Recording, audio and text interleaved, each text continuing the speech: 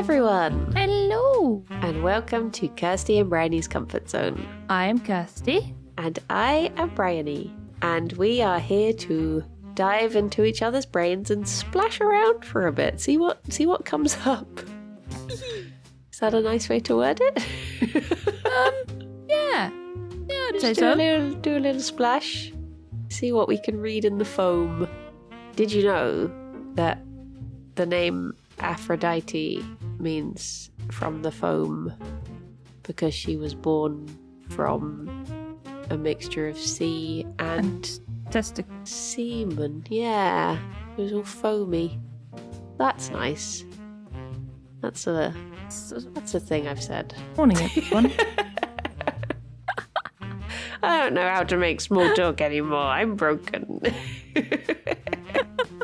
I'm too tired to make small talk. I'm just going to let you run with your semen chat. Yay! Oh my gosh. I've got so much more in the tank for this as well.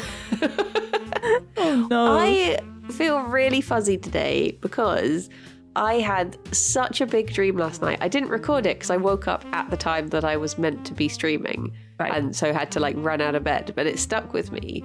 So I'll tell you what I remember of it, which is quite disjointed as a warning. But I was on a cruise ship and there was two groups of us on this cruise ship. There was me with, it was meant to be people I had worked with at a Sports Direct or something. There was a group of, I've never worked in a Sports Direct. I did used to work in a Reebok, so maybe it was meant to be that.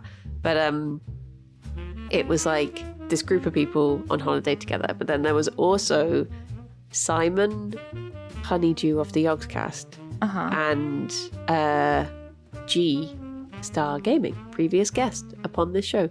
I think they were in a group somewhere else. So we were in this club and no one of our group was brave enough to get up and dance. Everyone was being very no, you go, no, you go. And then they were oh, fine. If we're just going to be sat here, why don't we go and see what the other group are doing? Or why don't we just go home? And I was no, let's go see what the other group are doing. So we went through the ship and there was this massive restaurant that was only serving tacos. And there was no one in it apart from this one family. And we were how is this restaurant still running when no one is buying from it? And I was well, it's on a cruise ship. They just have to keep it open. What else are they going to do? So then we carried on and the dream turned into somehow Xylus was there. He had a car. Oh, it's always Silas. He was Every there. time. I stole his car by just picking it up. Right. It was basically the TTT The little baby car. cozy coupe car, but a proper car. And I just scooped it up and then I was hee, I'm gonna steal Xylus's car and hide it from him and he will not know where it is. And I crawled into this room that was basically, it was someone's bedroom, but it was made a soft play area. It had this big foam slope that you went down into it and then you had to climb up another one to get into the part of the bedroom where the bed was. And I hid his car under a pillow and was he had everything to look here. And then I started looking around the room and all I remember about the room, there were so many trinkets and knickknacks and there was puppy in my pocket and little wooden sculptures. But the overriding theme of this room was snails. There was everywhere I looked on the floor, I would see another themed snail. There was one that was a little cake snail with a little strawberry shell and a little froggy snail and a different, there were just so many different snails. And I was just walking around picking them up and being wow, snails. Snail. And that was it. When did you have dream. this dream? Last night. This is the dream I woke up with and it felt so real that for a second I was when you wake up and you're absolutely stunned and you're I'm on a cruise ship right now? Am I? What? Huh? It sounds like you've kind of got a couple of things in there that we were talking about with Harry. With the tacos and the toys. Oh, yeah. And I mean, when, as well as that, was your cruise ship out to sea? Because then there'd be water as well. I never saw the sea. It was all contained. It was just within we the are ship. on a cruise ship. Yeah, I just brain. knew that it was. Fair. I wonder what it means to dream of snails. Snails. Don't know if we've ever. They're probably looked going up- to be like rats and have like a bad association. Oh, but they're just little But then guys. they're just little guys. They got little cake shells. I love snails. I think part of this, now I think about it, there is oh my gosh, snail has its own section. Oh. I thought it was going to be like sea animals. No, they're land there is animals. Unless it's a sea snail. That's true. That always confuses me because one of my friends recently got an African land snail, and I was like, hang on, land snail, and I completely forgot the sea existed and was just like, do you get flying snails? Like, what the heck? And I was like, oh no, wait, God, can you sea imagine? snails. Imagine them like flying into your face like a mosquito or Just a a bat. big, It'd like, just be like slap. Oh my God. Slapped with the foot? Is that what the bottom part of the snail Yeah, is they're called? just a big the foot. Just a foot and a shell. Oh no, well this is just horrible. It says the snail appearing in dreams may engender a feeling of repulsion in some people. No. It does, however, also represent vulnerability and slowness. That's Aww. me. From a psychological point of view, the snail suggests steadiness and self-containment. To be moving at a snail's pace suggests direct, planned, careful movement. Spiritually, because of the spiral shape of its shell, the snail is a natural symbol of the labyrinth. Well, there you go. I don't feel repulsed by snails. I love them. Yeah, I like snails. Snails were one of those bugs when I was a kid that I would like pick up and like just sort of admire. Yeah. Like woodlice.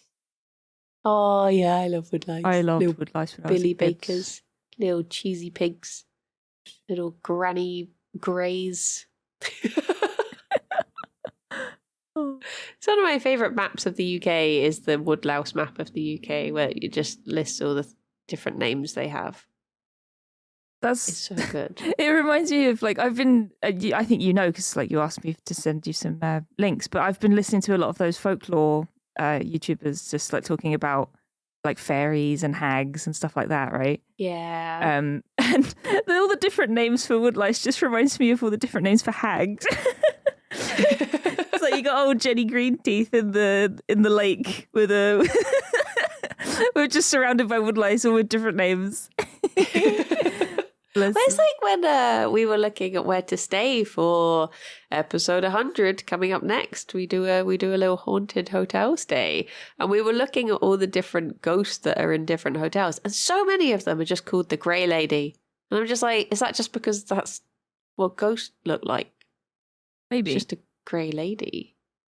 Grey Lady. That's Grey just Lady. so like baseline, isn't it? Like. Yeah. Give me something wild. Give me a weird out there name and I'll be like, all right, yeah, I believe you.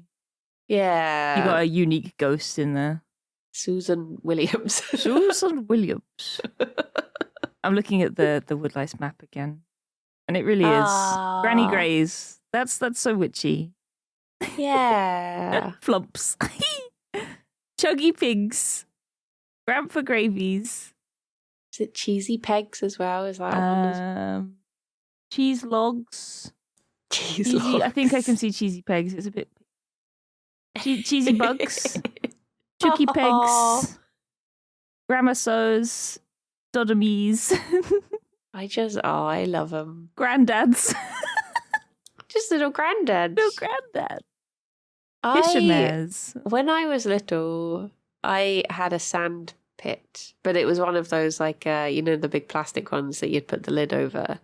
And I remember I had these little toy cars. They were like vans. So they had like a pickup style car. And I used to put a woodlouse in all of them. I'd make like a racetrack in my sandpit, and then I'd put a woodlouse in each car and I would race them around. It's probably the fastest that ever moved before, these little woodlice. And years later, when I became more self-aware, I suddenly thought back to them and I was like, oh my gosh, I hope all of those little guys made it out of the sandpit. Where I would abandon them because I'd get called in for lunch or something and I'd be like, yay! Maybe they were in there having their own little like Dune. Yeah, they were having a little. I was gonna say a little party, but if it was like June, then maybe not. Just having a terrible time. Oh no! I've just found a map. Someone's made like the Woodlouse one, but it's for Father Christmas, but it's just completely made up. Oh, It's really silly. So the very south of the country, like southwest, sort of Kent, and to the left of Kent. Actually, it might not even be Kent. I don't know where this is. I think it's Kent. It just says Amazon.co.uk.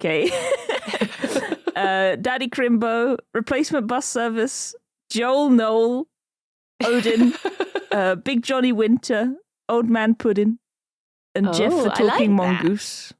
Old Man Puddin'. Old Man Puddin'. But that sounds like one of those things like, if you don't eat your greens, Old Man Puddin's gonna eat your feet. And in like the home counties, it says Professor Xmas. So we've got our own little X-Men, but they're just all elves. Because we're fancy. That reminds me, actually, I genuinely forgot the name gnome the other day because I'm so used to calling them tontu or tomt or even gonk. I call them gonks. And I was trying to describe one to someone and I was just like, like a little gonk, like a little tontu. And they were just like, what? Do you mean a gnome? A little gonk. Where do those words come from? So, I got to try and remember which way around. Are you talking like garden gnomes or like fantasy gnomes? Like, just like little guys, big grey beards, get up to mischief. I think, I want to say tontu is Norwegian and tomt is Finnish, but I might have that the wrong way round. But it's because I watched Hilda, the TV show, and she has tontu in that, and I got so used to that. You know when like I can't really describe it, but you know when you get like a thing, like a name or a word for something that just makes so much more sense in your brain for whatever reason that it just replaces the word that you already knew. Yeah. So like for me, I don't look at them and I think gnome. I look at them and I'm just like, oh, tontu, that just makes more sense to me for some reason. So it just replaced the word. I was trying to describe one and I was like, I can't think what it actually is. It's like getting that thing, when people are bilingual and they can't think of the word in their original language, except I can't speak another language. I've just forgotten words. Ejected the name gnome from your brain. That's fair. That's fair.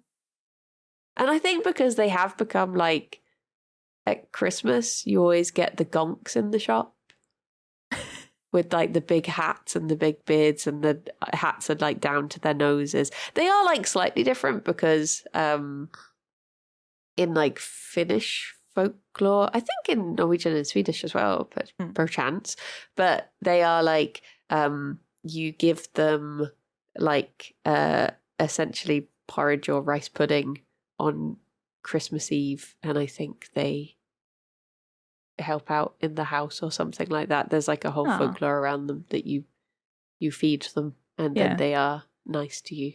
It's so interesting to listen like to all of the folklore stories about all these creatures. That's another thing I've been doing, like not just like facts, but also just like, oh, let's listen to this story. And like stuff like there are like loads of Romanian ones about like witches and stuff, which are really interesting. Because not a lot of the time, but some like they were used as like boogeymen, kind of like, oh, if you don't eat your vegetables, then they're going to come and get you. But then there are some stories where they're just kind of helpful, and there's no moral, which is nice. I think we're so used to a moral in the story, but there was one where there was this girl and she was really pretty but a bit dozy, and like a prince came along and her mum sold her to the prince and was like, yeah, you can take her, like she's useless. I think the mum was like, oh, actually, no, she's a master craftswoman. She's so good at spinning yarn, like so good. She spins so much flax, and the prince is like, wow, I'll take her, and I'll take her home, and she can spin all sorts. So he takes her home, and his mum, his mum gives her like a bag of flax and a bag of hemp, and is like, spin this up and we'll see how good you are. And she goes back to her room and just starts crying like, I can't do this. And then a hag turns up and is like, do you want me to do it for you? She's like, yes. And it happens 3 times. And on the 3rd time, the prince and his mum are like, oh, you're so good at spinning, I'm going to take you as my wife. And she's like, oh no, oh shit, oh god. It's built on a lie. Yeah, literally. And this hag turns up and is like, I'll do it for you, but on one condition, you invite me to your wedding. And she's like, yeah, all right, cool. So the wedding rolls around, and like the hag gives her this whole like thing to read off, like, I have invited my aunt to my wedding. Please don't look at how horrible and ugly she is. She's just had a hard life. Oh, jeez. So she literally does it. Like she does. Like she's completely grateful to this hag. She goes to the guests and she's like, "Oh, my aunt's here. Don't mind her. She's just had a hard life." And then like the hag pipes up and she's like, "Oh yes, I used to be young and supple like this young lady, but I span too much yarn and now I look like this." And then the mother-in-law is like, "Oh, wow, really? Well, we wouldn't want you turning out like that. So you're now legally not allowed to spin any more yarn ever again." And she's like, hell yeah. And that's the end of the story. What a lovely hag. Exactly. I was like, hell yeah. It's like, you're expecting the girl to have some sort of like, I don't know, moral dilemma or turned out to be a shit and doesn't invite the hag. But no, she's just like, yeah, I'll do it. And the hag's like, all right, cool. You did me a solid there. I've had a lovely time. Oh, I like that. It was such a good story. It reminded me a bit of,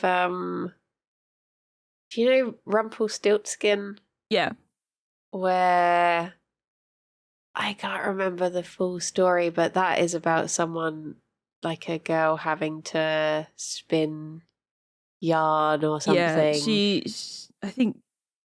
And that she's like, how am I going to do this? And then Rumpelstiltskin turns up and is just like, I'll do it, but you must give me your firstborn child. Yeah. And she's like, okay, yeah, go on then, that's fine. Yeah, and then when she has her firstborn child, she's like, I don't want to give him up. And Rumpelstiltskin's like this. I love this bit so much. He's just like, you don't have to give him to me if you can learn my name. And she's like, okay, oh my gosh, how am I going to learn his name? And then she literally stumbles upon him in a room and he's just sat there going, hee, Rumpelstiltskin is so clever. Well done, Rumpelstiltskin. And she's just like, mate, is your name Rumpelstiltskin? He's like, how did you know? Then that's the end. She gets away. It's like, what? Oh, it's so dumb. I love it though. Yeah. I relate to Rumpelstiltskin. Yeah. It's the sort of thing I would do. Damn monologues. They never work out. My favourite is a Lithuanian folk tale, and it's about this young couple, and they are told that if they can find the flower of the fern, then they will live forever happily in love with each other. And they waste their lives trying to find the flower of the fern. Of course, ferns don't have flowers. So it's about, like, don't waste your life seeking happiness when happiness is right there in front of you, forehead. Huh. Which is quite sweet. Yeah. But in a sad way. Oh. If they had just been together, it would have been fine. Instead of seeking the impossible. That's it. That's the thing. So many of these stories have like don't reach too high. Don't be too clever. Don't be too beautiful. Because then bad stuff happens. So it was refreshing to find this one. I don't know how widespread it is, but apparently, according to this YouTube channel that I found, it's a Romanian folktale. But yeah, I mean, I can't really find anywhere else. But the thing is, the thing with like hags and hag stories, if you search for any other hags, it always redirects back to Baba Yaga. Always. They've all just amalgamated under Baba Yaga now. So if you look for anything else, it's like, no, how about Baba Yaga? Baba Yaga. So like any other folk tales about other hags, this one is called Baba Cloantha, I think. Who is also used as a boogeyman because there was someone in their comments that was like, I seized up when you mentioned her name because my parents used to use her to scare me. Oh. So, but you know, she has her good moments, I guess. If she fancies going to a wedding, she's like, oh, well, that'll be nice. See, I don't remember my parents ever telling me cautionary tales about anything. To be fair, no, I don't think mine did either. I remember my mum saying stuff like, it'll all end in tears.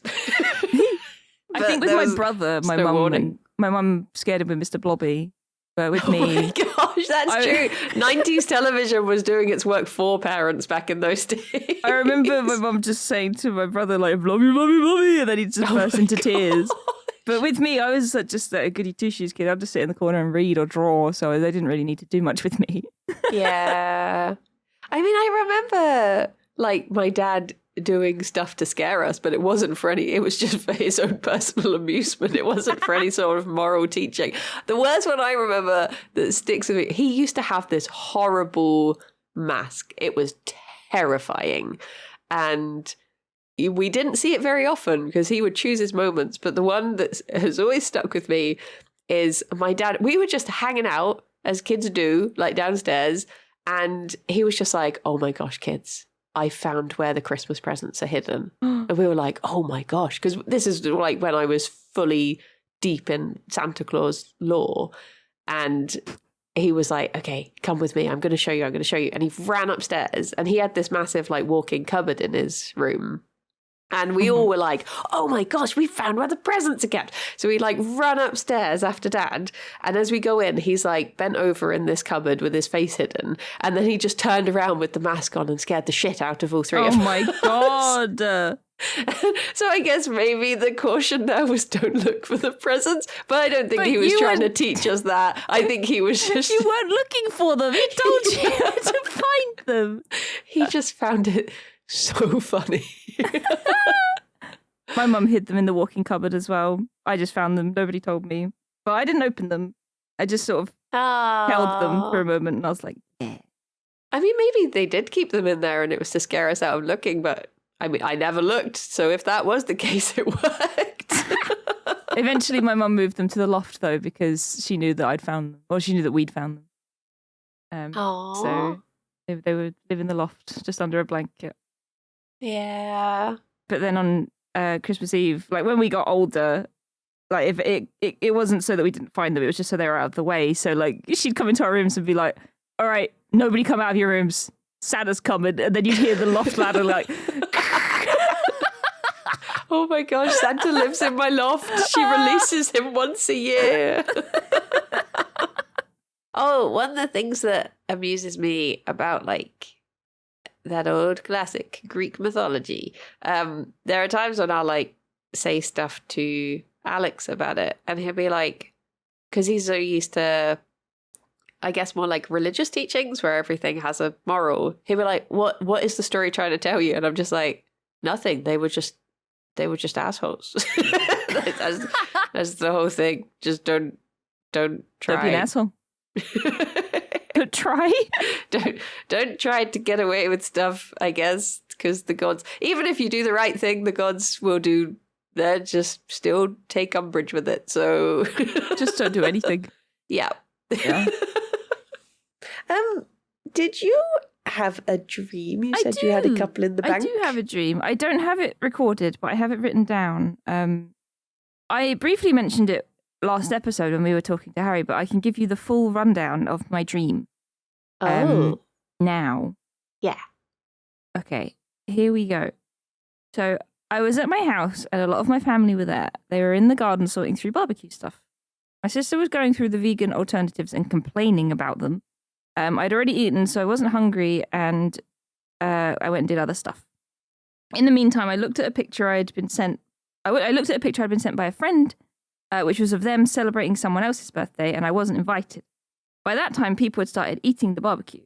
So I went into a side room where Alex, as in your Alex, was tending to like a miniature barbecue, and was like, if anybody wants meat with their barbecue, you have to specifically request it because we're not doing it as like a standard.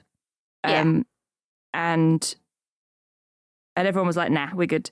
So Alex used his little barbecue to heat up s'mores and chocolate covered mac and cheese instead. At this point I started to get hungry, so I went to a canteen. There was a canteen there, and because it was late and everyone had already sort of powered through the barbecue, there wasn't much left, and there was some salad on the side, just on a sad little plate, but I think it was just someone's used plate. It had like a balled up tissue on it and a couple of sad leaves. so I went to the desk. Like there was like a little desk with a worker on it in the canteen. And it was my granddad. And I was like, Granddad, I need more salad. And he said, why are you eating so late? Women should eat at 6 p.m. on the dot. And I was like, Granddad, don't be silly. I wasn't hungry and now I am. And he said, go to the fridges in the basement and find more salad. I was like, all right. So I went into a little side door and I started going down the stairs. And suddenly I'm in a very big old building. There are lots of doors leading to different places. There was one to my left, which went to some toilets and a few other ones. And then I found a small door, which led to a staircase. And I think it had a sign on it, but I can't remember what the sign said. So I open up the little door and it feels cold down there, like as if you're like opening a door to a cellar. Yeah. Suddenly my year 3 teacher, whose name was Mrs. Slack, is there. And I'm like, is this the way to the fridge? And she said, it might be, I don't know, but we can go and look. So we head down there and we get stopped by my art teacher from senior school, Miss Leonard. And the pair of them just have a little quiet word together. We continue walking. Miss Leonard goes on her own way. And I say, I don't know if you remember me, but you were my teacher in like 2001. So thank you for being a nice one. And she was a nice one. She was great. Aw. She was like, yeah, I remember you. You're the young one from the yearbook that Miss Leonard showed me. I thought I recognized you. We never had a yearbook. And Miss Leonard was in a different school, but that happened. Then she starts talking about how impressed she was with me for trying lots of different ways to change a timeline one time when I assume I had detention. I couldn't remember what I did, but apparently instead of doing the detention, I was like, I've talked to everyone and and now I'm leaving. And that was me trying to change the timeline and delete my detention. And she was so impressed with that. No one tell her that that's not how messing with time works. We have a nice conversation and walk down lots of staircases before appearing outside. I ask where the fridge is and if I'll ever get my salad, and she says, guess it wasn't this way, but there are dinosaurs over there. I look into a playing field nearby and there's a herd of big salad dinosaurs, so Miss Slack and I begin kiting them so we can take their salad leaves and go back to eating barbecue. The end. Aww. There we go. Lovely. I've forgotten about the salad dinosaurs. Yeah, the salad dinosaurs. They were great. They I'll try and find what kind of dinosaur they look like because I can picture them perfectly in my head. So A were big they salad on their back? like? Did it harm them to take their salad, or were they? No. happy It was just like picking a flower, really. But they were Aw. dinosaurs, so they were kind of just mad by Yeah. default. They were they looked like, the ones with the beaks. They're like quadrupeds and they have a beaky, pointy face. Oh. I'm trying to find a picture of one. But that's what they were, and then they had salad on their back. Yeah. I think I know the ones you mean. Whilst you look it up, I looked up door in the book because there were a lot of doors.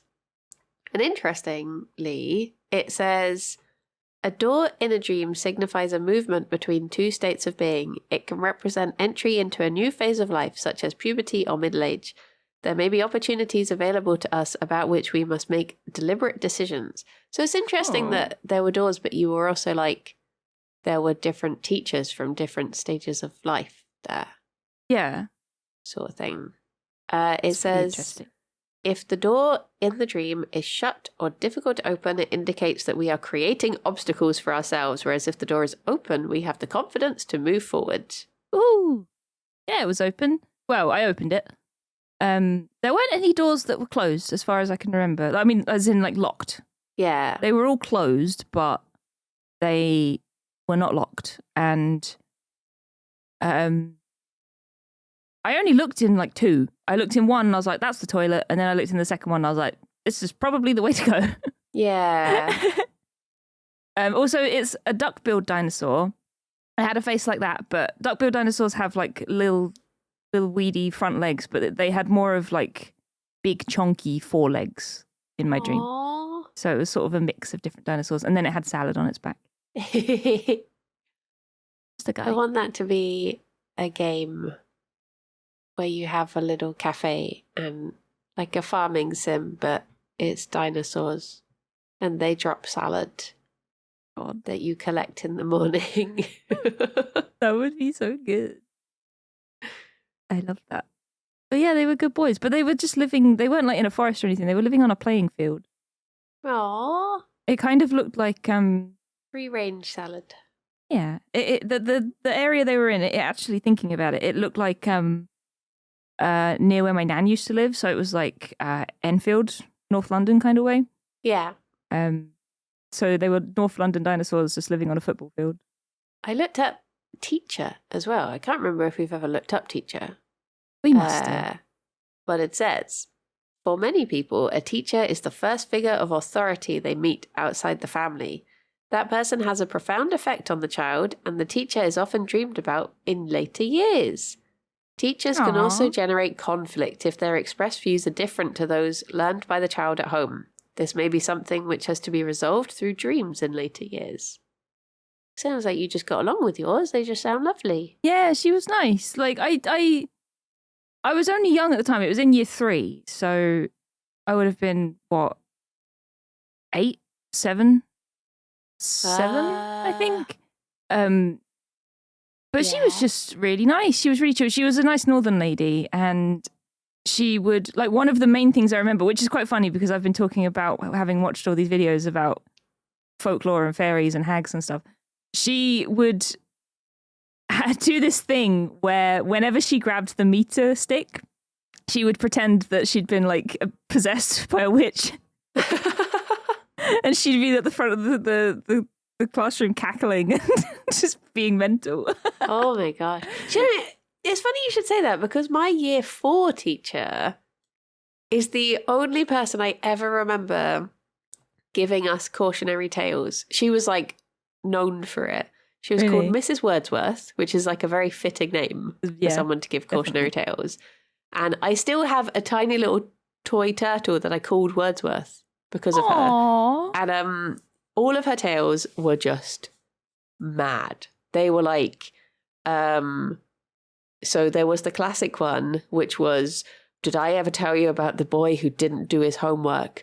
I saw him the other day. He was having to sweep the snow out of the streets. And I talked to him and he was like, if only I had have done my homework. This stuff. And then there was one that was just absolutely mad. That was her being like, it was about a little girl who had no sense of, she had like no nerves or something in her hands. And one time her mum came home and she had her hands in the oven and was like, Mummy, why are my hands changing colour? And I was like, what is the tale here? Don't put your hands in the oven, I guess. Don't put your hands in the oven, yeah. But like, it was just so, like, for some reason it's just stuck with me because it's just the craziest story to tell children instead of just being like, ovens are hot, don't do that, or to trust that their parents are stopping them from doing this. To have this whole tale about like she couldn't feel it was happening, she could just see her hands changing colour. I was like, why are you telling us this? Oh my gosh. But she was full of those sorts of cautionary tales. Yeah. I don't know if I ever had a teacher that was like that. I don't think I really did. I just had Mrs. Slack who was just mental. But then the year after that, I had another lady who was absolutely terrifying. Like, to my child brain, she fully looked like a witch and she sounded like a witch and she was just so fucking scary. Yeah. So we went from nice witch to scary witch. Well, the year above Mrs. Wordsworth for me was Mr. Charles, and my sister and brother had been in the school above me, and they both absolutely loved Mr. Charles, and I was so excited to finally be in his year. And then literally the year that I went into his class, he was ill for the entire year. I never got taught by him. We had a substitute teacher who was South African for the entire year. She was great. She was just like, I guess she didn't have short hair, did she? Like a she did. The short dark hair. Yes. Oh my God. She got around, that woman. It was probably the same woman. There were like substitute teachers in Hearts that were just, everybody knew them because they were in every school. There was another guy who you're going to be like, oh, we never had him. But, you know, if there are any Hearts gang in the chat, there was a guy, right, probably around 2001, 2002 onwards, called Mr. Sharp. and he had like a receding hairline, but his hairline pointed, like he had a really pointy hairline like in the middle of his forehead, and he had glasses, and he had like dark black hair, and yeah, his name was Mr. Sharp, and Wait, was he got primary around, or secondary? primary, yeah. Oh, see, I would have been out of primary school by then. Yeah, that's true. But yeah, he got around, like everybody knew him in North Hearts, I would say. Yeah. Around that time. And yeah, in secondary school, this South African lady whose name I can't remember, she seemed to get around as well. Well, our one was Miss Spilsbury, if that rings any bells. That does ring a bell. I remember her first name as well, but I wouldn't know. My friend at school, one of my best mates, his surname was Spilsbury, and I vaguely it just rings a bell, like him having a substitute teacher that had a similar name. Yeah. But it could have been, and maybe it was. Maybe it was this lady. She was, like, I thought she was great, but I think it was just, I guess it's just that thing of like having, even though it was for the entire year, so it might not have, like, that's not really a substitute teacher at that point, that's just your teacher. But there was something like, there's always something exciting about it being a substitute teacher, because they're like, it's like they're outside of the law. Yeah.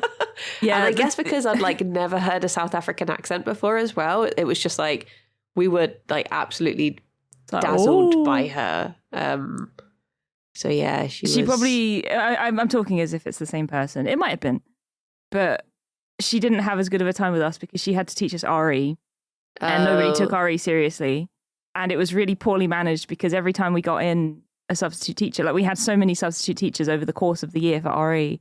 Yeah, they would just teach us the same thing. Like they would pick up the curriculum and be like, oh, this is the thing at the top, I'll teach them this. And every teacher did it. So we didn't actually learn anything. It was just the same subject over and over again. So yeah, the RE teachers did not have a good time because nobody wanted to partake. See, I remember having two different RE teachers in secondary school. And the first one was, she was mad. And I remember, I think I've told you this before. It might have even been on the podcast. It's not like we've ever repeated ourselves before. No, never. But she, on the very first lesson, was like, who has remembered their ruler?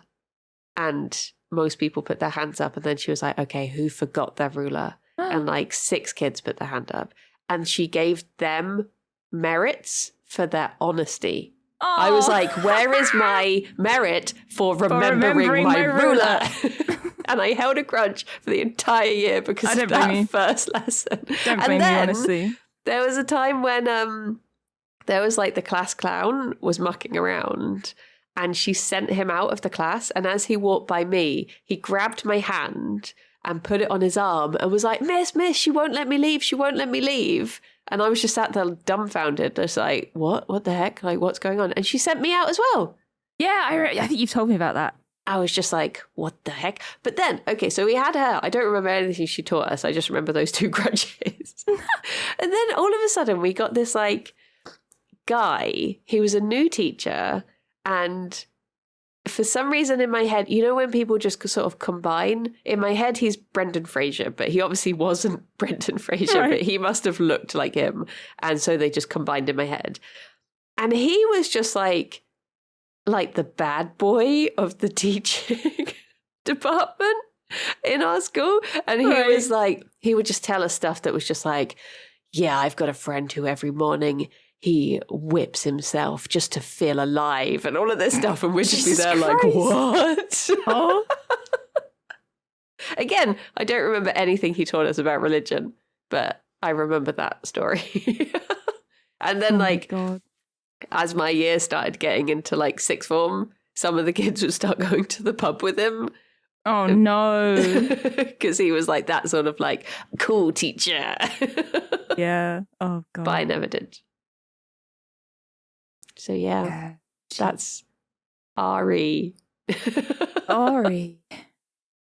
The crazy world of RE teachers. I just remember them being picked on the whole time.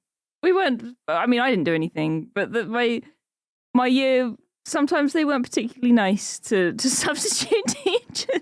Yeah. They did that classic thing. I think we had this like, this sort of big older guy, and I think he was like, I want to say German, like really German. Like he had a really strong German accent. Yeah. And he did that thing where like they pass around the paper and they make you write your name down for the register, which is a terrible idea. A terrible idea. And you know what happened. Yeah. You know what happened. So it's just the classic, he's at the front and he's reading them out and it's like, where is bend over? And it's like, no. No. I need a man to hug and kiss. But just imagine it in the most German accent you can imagine. Oh, jeez. I don't understand how people are teachers in secondary school. No, I could not deal with it. No way. Like, I was always sweetness and light. I was well behaved in school. But yeah, I remember teachers getting like locked in classrooms and all of this stuff. It was I would not be able to put up with it, I don't think. no. I would genuinely probably get on quite well with teaching, but not in a school. No way. It feels like primary must be, obviously teaching in general is a very tough job, but I feel like primary is sort of okay once you get into sixth form where they are choosing their subjects a bit more. That seems okay, better, but the bit in between, hellscape. Yeah, absolutely. It's GCSEs were, because when I was at school, you could leave after your GCSEs, which you can't do now. Like, you have to do sixth form. Oh, I think. really? Yeah, I think so. Or at least you have to go to college or do sixth form. So there's no option of dropping out at 16 sort of thing. Yeah.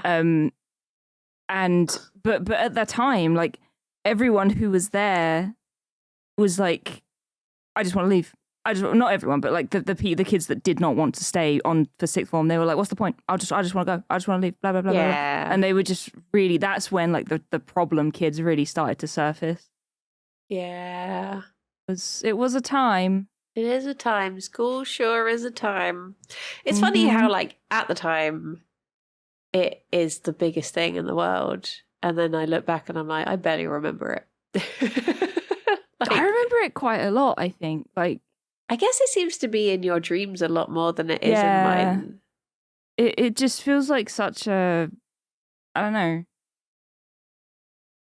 It's hard to explain. It just feels like such a baseline primary thing in my brain. Like, everything sort of after school is like, and now what? You know? Yeah. Which is maybe depressing if you look at it a certain way.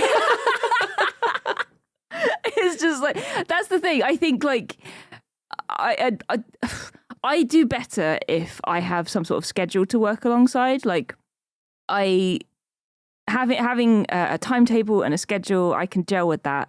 Yeah. So then once I left school and left sixth form, it was very much like, God, what do I do now? I'm in charge.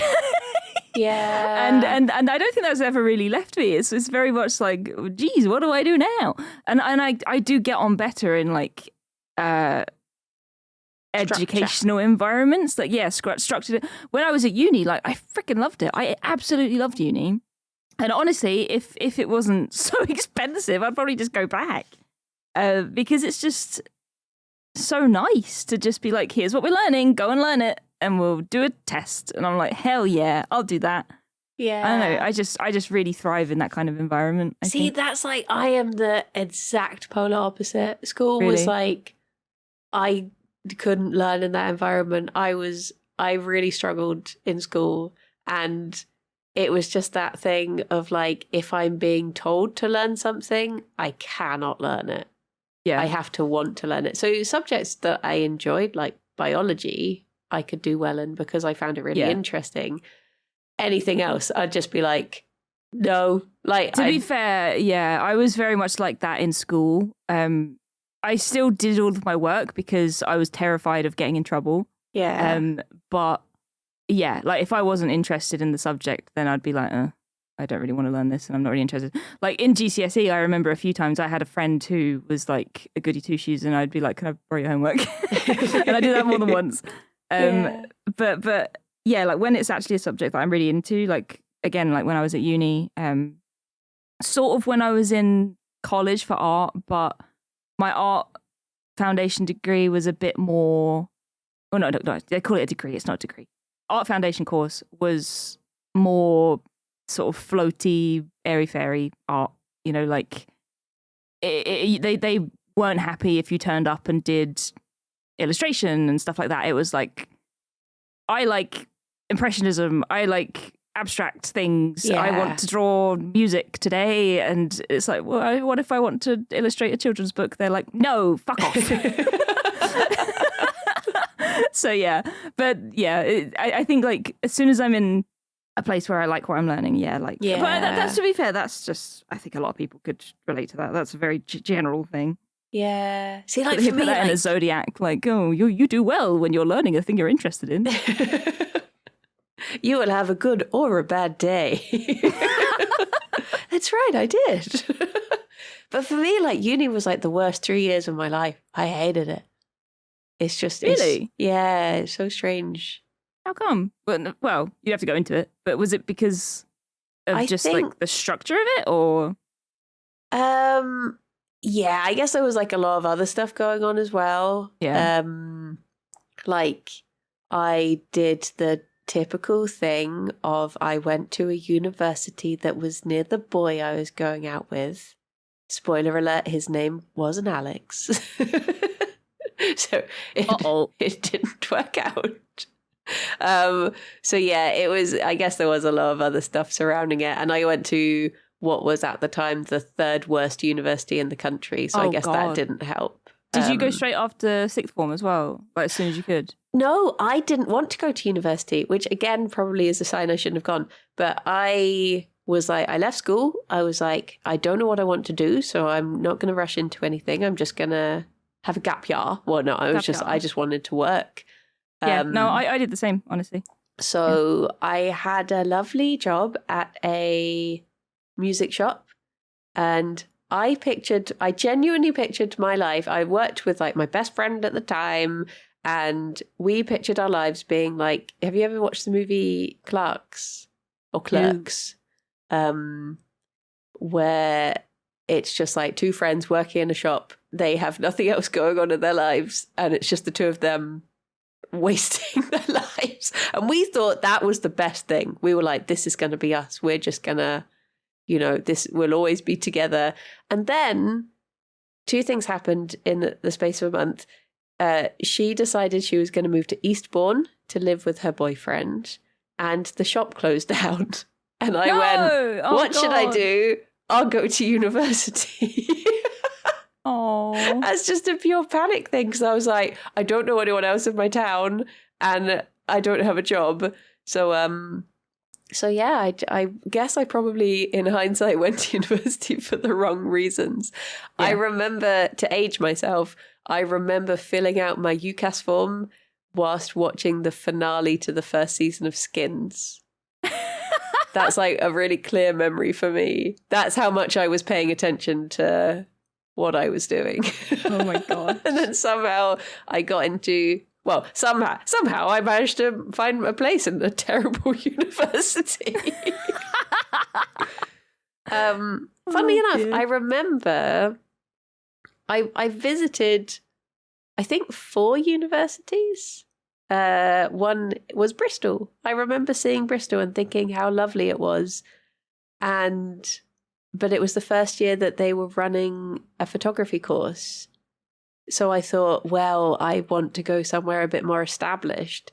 And then after my first year on the course I did end up doing, they changed the course and I ended up being a guinea pig year. And they would literally be like, sorry, you all failed, but we're no for next year. And stuff like that on any block that didn't work out. So it was, I think it was just like everything that could have gone wrong went wrong. Yeah. Oh, geez. And I did that thing of being like, every morning I would wake up and I would be like, I'm going to quit today. And I did that for like every day for 3 years. And then I graduated and I was like, well, I guess I've got a degree now. Oh my God. I quit. What a happy happy episode of Comfort Zone. Yeah, I mean, there was stuff that happened that was a lot worse as well. That's not even the... No! I know, it was awful. The thing is, like, all of this stuff, it led to where you are now. So it was all... That is the thing. That is the saving grace of it, is that if I had to go through that to get to where I am, it's like all roads lead vaguely in the right direction. Like, if I had to go through it. But also, let it be a tale to, you know, anyone who might be listening who's not enjoying where they are in life right now. You don't know what's around the corner. It does get better. Yeah, look at me, I'm thriving now. We're thriving. We're doing great. And I had to go through, like, some of the worst stuff to get to there. Absolutely. So yeah, it do get better. It do. Like, I was thinking about this the other day, like, having sort of worked for myself now for God, a few years. It's a while. It's like since I left my job and I just started streaming full time. I feel like I'd be so much less of a pushover were I to go back into a work environment. Yeah. Like, when I was working at the animal rescue, I was sort of there a little bit where I sort of wouldn't take too much shit, but at the same time I would get stressed. But now I feel like I would just not take it. Like, I worked at Asda for 7 years, and by all accounts, it is so much worse now than it was back then. And I feel like if I, for ever any reason, had to go back there, I would be like my mum, bless her. Like, when she was there, she was a menace. I would barge in there, I'd kick down the door and be like, right, what manager's on today? What do I have to do? Why is this happening? And maybe I'm just slowly turning into my mum. But it's just, I don't know, as you experience more things, I guess you just... not care a little bit less, but you're a bit more confident in standing up for yourself. I've been thinking this too, because like when I worked when I was first working in film and TV, I was very like, obviously there are times when I was working in a very like male dominant environment, and you'd get lots of like, oi, oi, oi, let's. And I would just go into my shower and I would hide from it, and I would get comments and I would just fold in on myself. I would be like a cheesy peg. I would roll up and hide. Whereas now, I think I would give it back. Yeah. And I would stand up for myself a lot more. And just also like...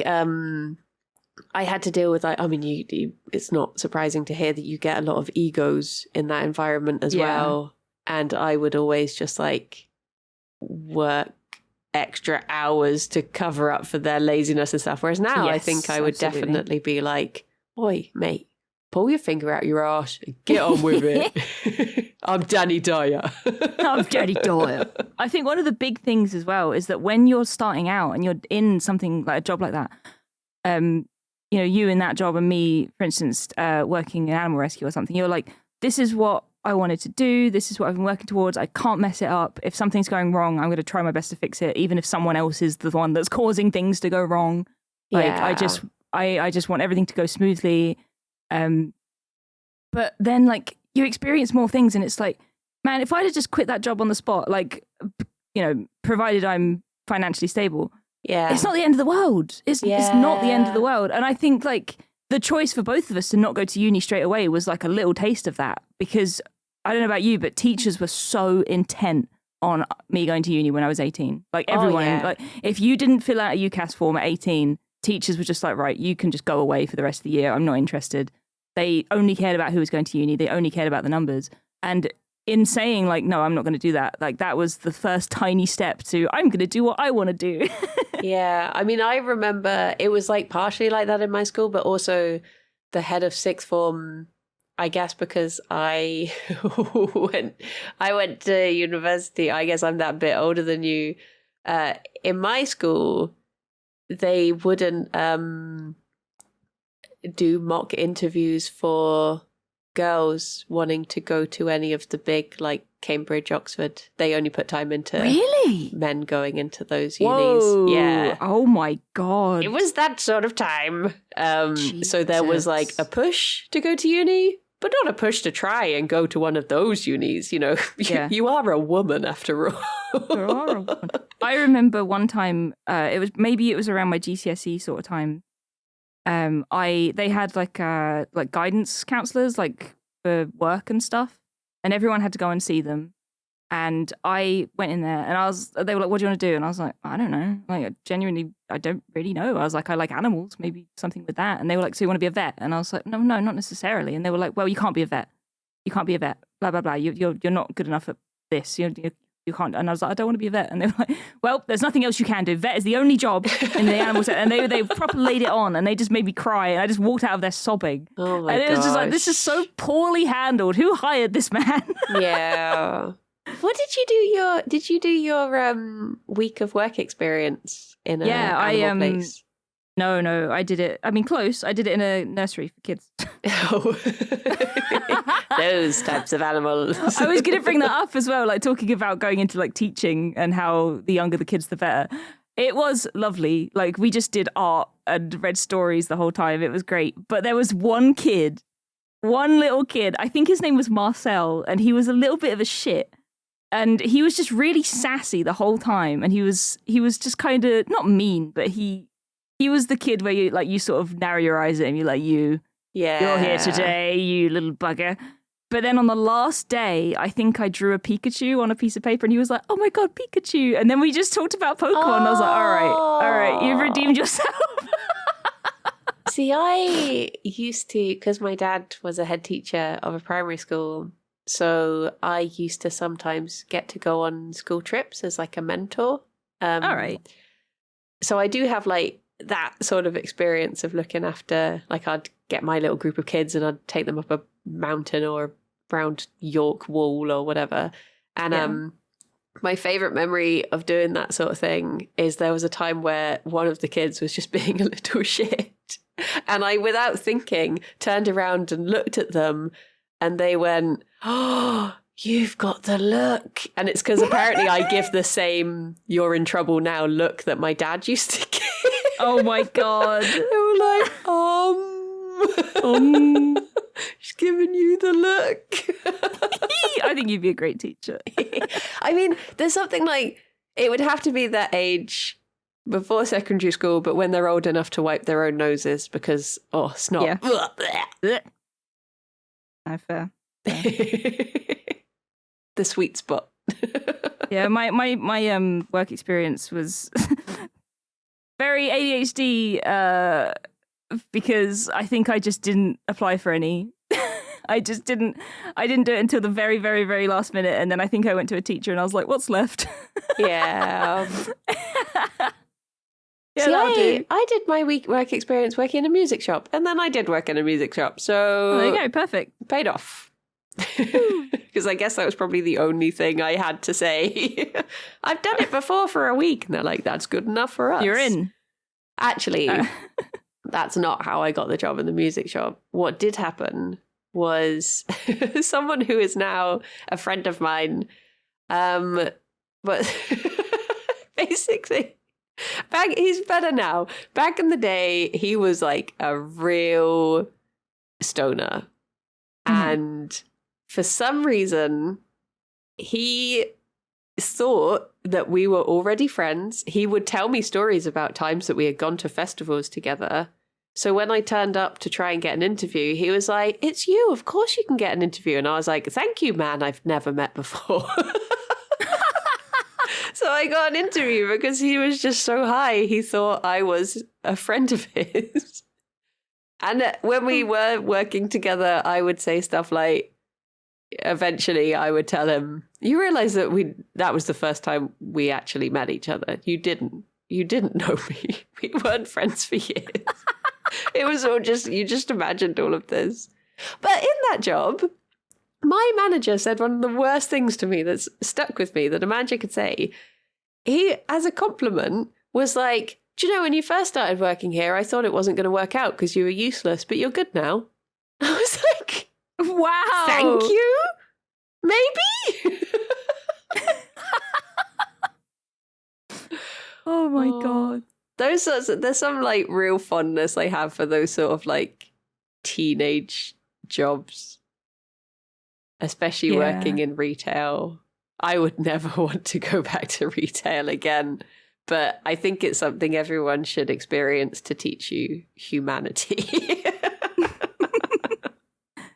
Yeah, definitely. It's like very rose tinted for me because parts of it were awful. Like for instance, people who would just sneeze on you without covering their mouths when you were serving them at the till. Oh. Just stuff like that. You're like, God. why? No. And I guess the sorts of people who would come in on New Year's Eve and be like, I need something for my girlfriend. And you're like, what does she like? And they're like, I don't know. What do you think she would like? It's like, I don't know. People who come in the morning of Mother's Day, like, I need a Mother's Day present. It's like, huh? But yeah, retail. What's it like, eh? Awful. Yeah. 7 years of it. Oh, geez. I think I only did like 2 or 3. I got out early. Your crime was obviously much more severe. It was, yeah. I did, but oh, the people weren't much better when I went into animal care. yeah. When they were public. True. So true. So hang in there, everyone. Yeah. It gets better. You got this. You got this. If you would like to support this podcast so we don't have to work in retail again, we now have a Patreon. I couldn't think of a segue. Wow, that is certainly a segue of all time. I love it. It's not that bad. Don't feel you have to. We're fine. But we do have a Patreon now. We do, and we're going to use it to help fund fun videos, much like the Somni Gastronomy one that we have put out on our YouTube channel. So if you've not seen it, go and have a peep. Yeah, see if it's the sort of thing you want to get behind. Yeah. But you can find us at, what's our link? For YouTube? For patreon.com/Comfort Zone Pod. And you'll be able to find us in other places from there as well. Yeah, even if you don't want to pay, you can just follow and keep track of all the sorts of things we're up to. Yeah, on there too. The majority of the stuff on there is going to be free just to people who follow the Patreon. Just to we'll lure probably you post in. some, Whoa. just to lure you in. We'll probably post some like little behind the scenes vlogs and stuff, and stuff and stuff. Things and stuff. And then next week will be episode 100. Can you believe it? 100 hours of us talking absolute nonsense. 100 hours. What a milestone. And we've got a little something special planned for it. So I hope you all enjoy that. This is probably the earliest we've ever recorded an episode. Yeah. 100 was done and dusted the other week. So we're excited for everyone to hear it. Nice. Well, thank you, Kirsty, for a lovely chat. Thank you, Bryony. And thank you, everyone, for listening. We hope you're all doing good. And until next time, bye-bye for now. Bye-bye. Bye-bye.